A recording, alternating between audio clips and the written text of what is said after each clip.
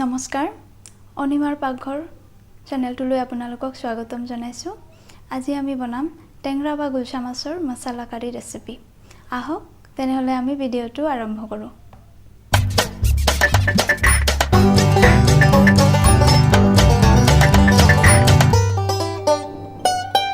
ৰেচিপিটোৰ বাবে লগা ইনগ্ৰেডিয়েণ্টখিনি হ'ল পিঁয়াজ আৰু টমেটো এটা কাটি লৈছোঁ, গ্ৰীণ চিলি, আদা আৰু নহৰু। আৰু লৈছোঁ পাঁচফোৰণ, হালধি, জলকীয়া গুড়া আৰু জিৰাৰ গুড়া। এতিয়া আমি নহৰু, আদা আৰু গ্ৰীণ চিলিখিনি এটা পেষ্ট বনাই ল'ম। আৰু ইয়াতে লৈছোঁ মাছখিনি, গুলশা মাছ, নিমখ দি লৈছোঁ আৰু এতিয়া হালধি দি লৈছোঁ। এইখিনি আমি ভালদৰে হাতেৰে সানি ল'ম।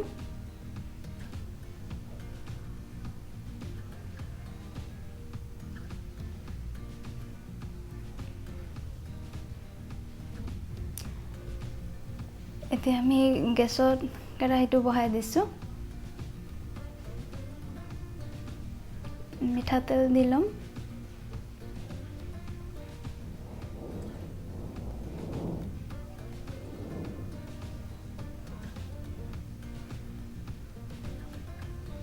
এতিয়া আমি তেলখিনি গৰম হোৱাৰ পাছত মাছখিনি এটা এটাকৈ দি ল'ম। মাছখিনি এটা সাইড ভাজা হোৱাৰ পিছত আমি উল্টাই ল'ম। যেহেতু মাছখিনিৰ পৰা তেল ছিটিকি আহে সেইকাৰণে অলপমান ঢাকনি দি ল'ব। এতিয়া মাছখিনি ভজা হৈ গ'ল, আমি মাছখিনি উঠাই ল'ম।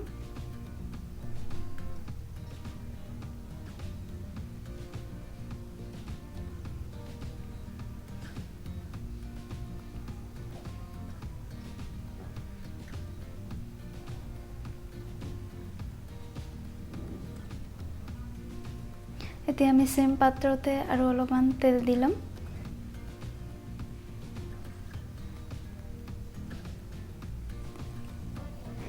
তেলখিনি গৰম হৈ গ'ল।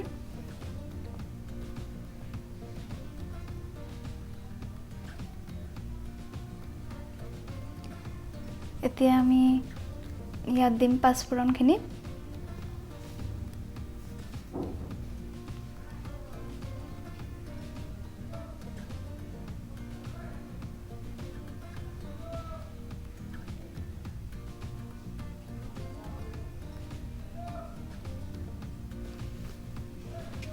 তাৰপাছত আমি সৰু সৰুকৈ কাটি লোৱা পিঁয়াজখিনি দি লৈছোঁ। পিঁয়াজখিনি অলপ ৰঙচুৱা হোৱালৈকে আমি ভাজি ল'ম।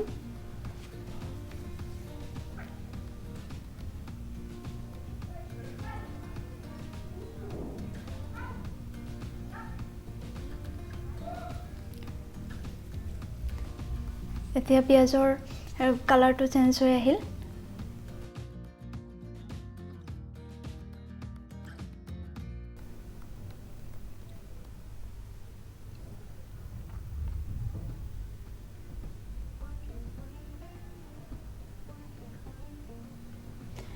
ইয়াৰ পাছত আমি কাটি লোৱা টমেটোখিনি দি দিম।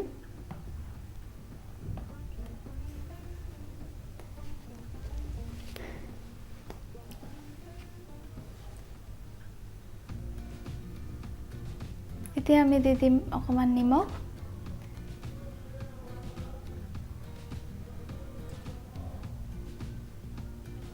এতিয়া ঢাকি দিম।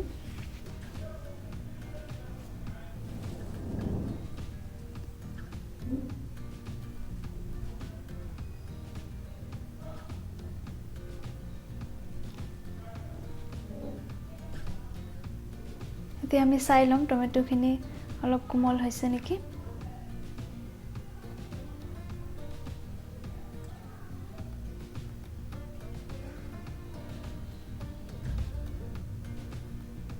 এতিয়া আৰু অলপ সময়ৰ কাৰণে ঢাকি দিম।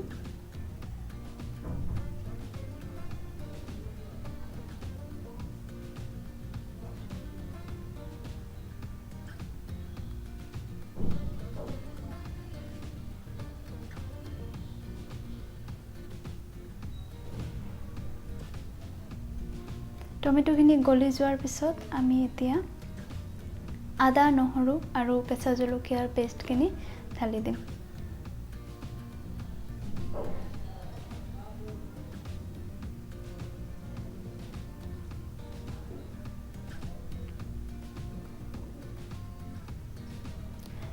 এতিয়া আমি ঢাকন লগাই দিম আকৌ 3 মিনিটৰ বাবে।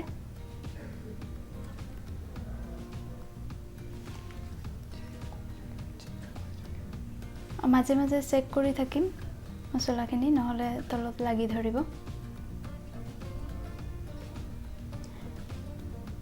এতিয়া আমি দি দিম গুড়া মছলাখিনি, হালধি গুড়ি, জিৰা আৰু জলকীয়া গুড়া।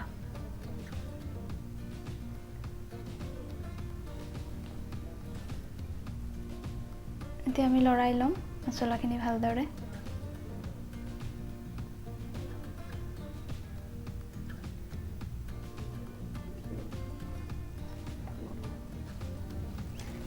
এতিয়া আমি অলপ চেনি দি ল'ম, চেনি দিলে কালাৰটো ধুনীয়া হয়।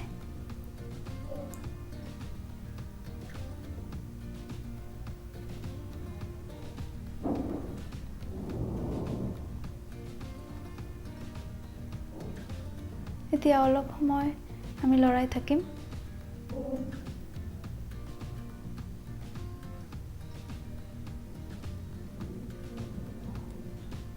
এতিয়া ইয়াত অলপ পানী দিম। পানীটো আপোনালোকৰ ইচ্ছা অনুযায়ী দিব, আপোনালোকে যিমানখিনি গ্ৰেভি পছন্দ কৰে।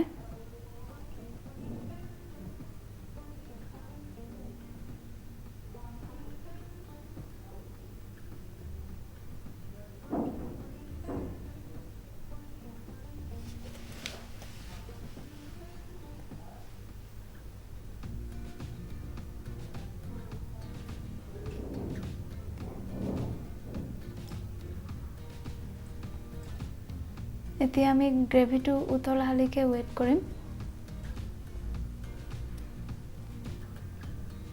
তাৰ পাছত আমি মাছখিনি দি ল'ম।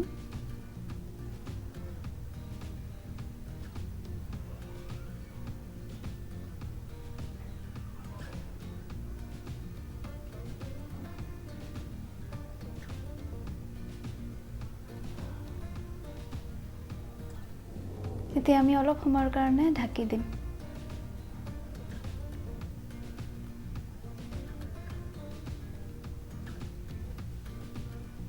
এতিয়া আমি মাছখিনি অলপ উল্টাই দিম, যাতে দুয়ো চাইডে ভালদৰে হৈ যায়।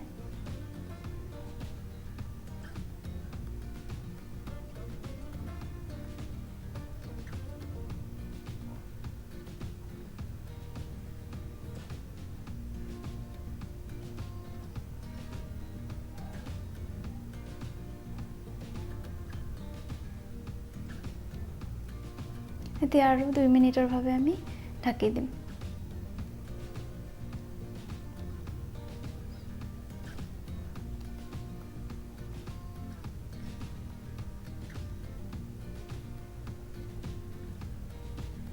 এয়া আমাৰ গ্ৰেভিটো হৈ আহিছে।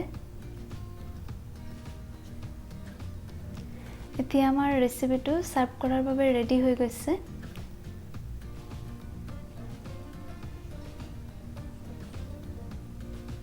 আমি এতিয়া সাৰ্ভ কৰি ল'ম। আপোনালোকে ঘৰত ৰেচিপিটো ট্ৰাই কৰিব। যদি ভাল লাগে কমেণ্টত জনাব কেনেকুৱা হৈছে, আৰু চেনেলটো সাবস্ক্ৰাইব কৰিব, লাইক কৰিব আৰু শ্বেয়াৰ কৰিব।